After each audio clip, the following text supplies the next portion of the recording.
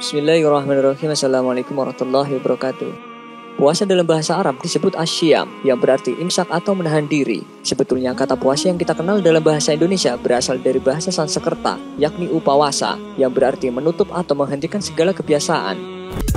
Dalam Al-Quran Surat Al-Baqarah ayat 183 dikatakan, "Hai orang-orang yang beriman, diwajibkan atas kamu berpuasa, sebagaimana diwajibkan atas orang-orang sebelum kamu, agar kamu bertakwa." Sesuai dengan ayat ini, berpuasa adalah kewajiban kaum muslimin dan muslimat, serta berpuasa sudah ada dan merupakan kewajiban pula para nabi sebelum masa Nabi Muhammad SAW.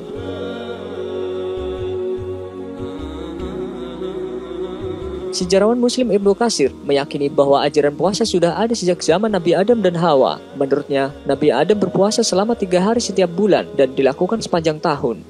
Ada pula yang mengatakan Nabi Adam berpuasa pada 10 Muharram sebagai rasa syukur karena bertemu dengan istrinya di Arafah. Sementara yang lain berpendapat Nabi Adam berpuasa sehari semalam pada waktu dia diturunkan dari taman surga oleh Allah. Ada juga yang mengatakan Nabi Adam berpuasa 40 hari 40 malam setiap tahun. Pendapat lainnya mengatakan Nabi Adam berpuasa dalam rangka mendoakan putra-putrinya. Selain itu, ada yang menjelaskan Nabi Adam berpuasa pada hari Jumat untuk mengenang peristiwa penting, yakni dijadikannya dia oleh Allah, hari diturunkannya ke bumi, dan diterimanya taubat Nabi Adam oleh Allah. Sesungguhnya Allah menjadikan Adam pada hari Jumat, diturunkan di bumi pada hari Jumat. Dia bertobat kepada Allah atas dosanya memakan buah khuldi pada hari Jumat, dan wafat pun pada hari Jumat. Hadis riwayat Bukhari.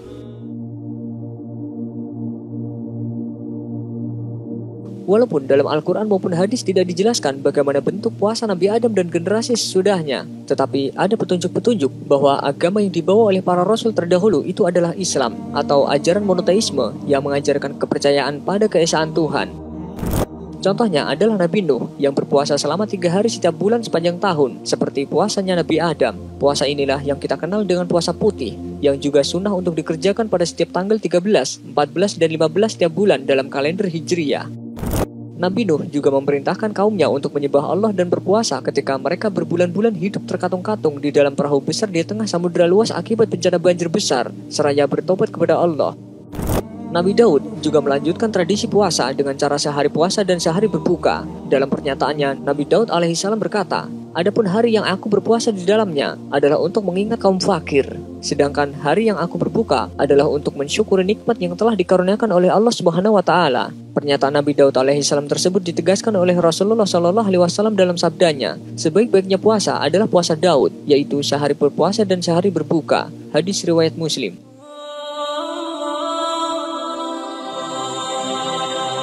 Al-Qurtubi dalam kitab Al-Jami' li Ahkamil Quran menyebutkan bahwa Allah Subhanahu wa taala telah mewajibkan berpuasa kepada Yahudi selama 40 hari, kemudian umat Nabi Isa selama 50 hari. Tetapi kemudian mereka merubah waktunya sesuai keinginan mereka. Jika bertepatan dengan musim panas, mereka akan menundanya hingga datang musim bunga. Hal itu mereka lakukan demi mencari kemudahan dalam beribadah. Itulah yang disebut nasi, seperti disebutkan dalam surat At-Taubah ayat 37. Sesungguhnya, mengundur-undurkan bulan haram itu adalah menambah kekafiran. Disesatkan orang-orang yang kafir dengan mengundur-undurkan itu. Mereka menghalalkannya pada suatu tahun dan mengharamkannya pada tahun yang lain, agar mereka dapat menyesuaikan dengan bilangan yang Allah mengharamkannya. Maka mereka menghalalkan apa yang diharamkan Allah. Hal itu menggambarkan betapa umat Yahudi selalu menghindarkan diri untuk melaksanakan ibadah dengan sempurna sesuai aturan Tuhan. Mereka menginginkan puasa dilaksanakan selalu musim dingin atau musim bunga, yang siangnya lebih pendek dari malam. Berbeda dengan puasa pada musim panas. Di samping suhu yang panas, siang hari juga lebih panjang dari malam hari, sehingga puasa akan terasa sangat sulit dan melelahkan. Namun begitulah hikmahnya Allah memerintahkan puasa berdasarkan perjalanan bulan, bukan matahari, agar puasa dirasakan pada semua musim dan semua kondisi. Sebab jika puasa berdasarkan perjalanan matahari, maka ibadah puasa akan selalu berada dalam satu keadaan. Jika tahun ini puasa dimulai pada musim panas, maka selamanya puasa akan berada pada musim panas. Berbeda dengan perjalanan bulan yang selalu berubah, di mana jika tahun ini berpuasa dilaksanakan pada musim panas, maka tahun depan atau beberapa tahun kemudian puasa akan dilaksanakan pada musim dingin atau semi dan seterusnya. Begitulah yang disebutkan Allah dalam surat Al-Baqarah ayat 185. Karena itu, barang siapa di antara kamu hadir di negeri tempat tinggalnya di bulan itu, maka hendaklah ia berpuasa pada bulan itu.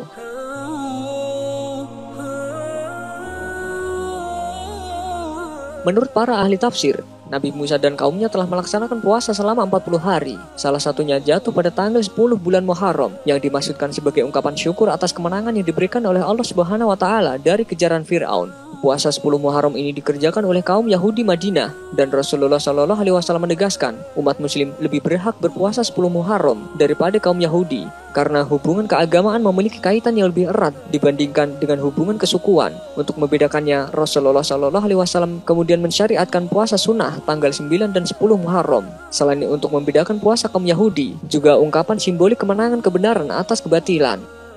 Umat Yahudi juga diperintahkan berpuasa 1 hari pada hari ke-10 bulan ke-7 dalam hitungan bulan mereka selama sehari semalam. Sementara masyarakat Mesir kuno, Yunani, Hindu dan Buddha juga melaksanakan puasa berdasarkan perintah tokoh agama mereka. Umat Nasrani juga berpuasa dalam hal-hal tertentu, seperti puasa daging, susu, telur, ikan, bahkan puasa berbicara, seperti yang pernah dilakukan Maryam, yang merupakan ibu dari Nabi Isa alaihissalam, sebagaimana firman Allah Subhanahu wa Ta'ala dalam surat Maryam ayat 26. Sesungguhnya aku telah bernazar berpuasa untuk Tuhan yang Maha Pemurah, maka aku tidak akan berbicara dengan seorang manusia pun pada hari ini.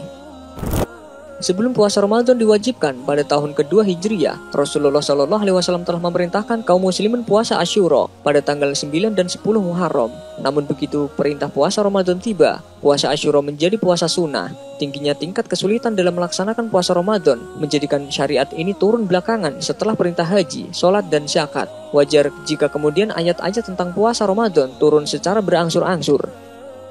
Yang pertama, perintah wajib puasa Ramadan dengan pilihan. Kaum muslimin boleh berpuasa atau tidak berpuasa, namun mereka yang berpuasa lebih utama, dan yang tidak berpuasa diharuskan membayar fidyah. Hal ini didasarkan pada Quran Surat Al-Baqarah ayat 183-184. Hai orang-orang yang beriman, diwajibkan atas kamu berpuasa, sebagaimana diwajibkan atas orang-orang sebelum kamu, agar kamu bertakwa, yaitu dalam beberapa hari yang tertentu. Maka barang siapa di antara kamu ada yang sakit atau dalam perjalanan, lalu dia berbuka, maka wajiblah baginya berpuasa sebanyak hari yang ditinggalkan itu pada hari-hari yang lain. Dan wajib bagi orang-orang yang berat menjalankannya adalah dengan membayar fidyah, yaitu memberi makan seorang miskin. Barang siapa yang dengan kerelaan hati mengerjakan kebajikan, maka itulah yang lebih baik baginya, dan berpuasa lebih baik bagimu jika kamu mengetahui. Yang kedua, kewajiban berpuasa secara menyeluruh kepada kaum muslimin, dengan pengecualian bagi orang-orang yang sakit dan bepergian serta manula yang tidak kuat lagi berpuasa. Hal ini didasarkan pada Quran Surat Al-Baqarah ayat 185. Bulan Ramadan, bulan yang di dalamnya diturunkan permulaan Al-Quran sebagai petunjuk bagi manusia dan penjelasan-penjelasan mengenai petunjuk itu, dan pembeda antara yang hak dan yang batil. Karena itu, barang siapa di antara kamu hadir di negeri tempat tinggalnya di bulan itu, maka hendaklah ia berpuasa pada bulan itu. Dan barang siapa sakit atau dalam perjalanan, lalu ia berbuka, maka wajiblah baginya berpuasa sebanyak hari yang ditinggalkannya itu pada hari-hari yang lain. Allah menghendaki kemudahan bagimu dan tidak menghendaki kesukaran bagimu, dan hendaklah kamu mencukupkan bilangannya, dan hendaklah kamu mengagungkan Allah atas petunjuknya yang diberikan kepadamu, supaya kamu bersyukur.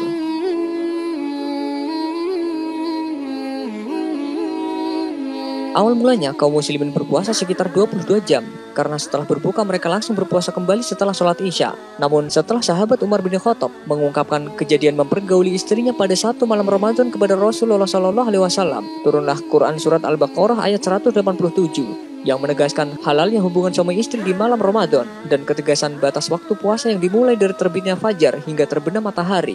Dihalalkan bagi kamu pada malam hari bulan puasa bercampur dengan istri-istrimu. Mereka adalah pakaian bagimu, dan kamu pun adalah pakaian bagi mereka. Allah mengetahui bahwasanya kamu tidak dapat menahan nafsumu. Karena itu Allah mengampuni kamu dan memberi maaf kepadamu. Maka sekarang campurilah mereka dan ikutilah apa yang telah ditetapkan Allah untukmu. Dan makan minumlah hingga terang bagimu benang putih dari benang hitam, yaitu fajar. Kemudian sempurnakanlah puasa itu sampai datang malam. Tetapi janganlah kamu campuri mereka sedang kamu beriktikaf dalam masjid. Itulah larangan Allah, maka janganlah kamu mendekatinya. Demikianlah Allah menerangkan ayat-ayatnya kepada manusia supaya mereka bertakwa.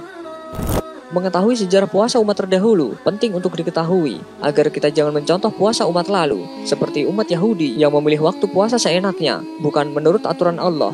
Sebab ibadah yang dilakukan dengan kelicikan, kerugiannya akan diderita oleh manusia itu sendiri. Kita juga harus menyadari bahwa puasa itu adalah ibadah yang pelaksanaannya menuntut keimanan dan kesadaran. Ibadah puasa adalah untuk manusia itu sendiri. Bukankah Allah menegaskan bahwa tujuan puasa adalah untuk perubahan ke arah yang lebih baik? Puasa akan menjadikan manusia berubah dari tingkat mukmin menjadi mutakin.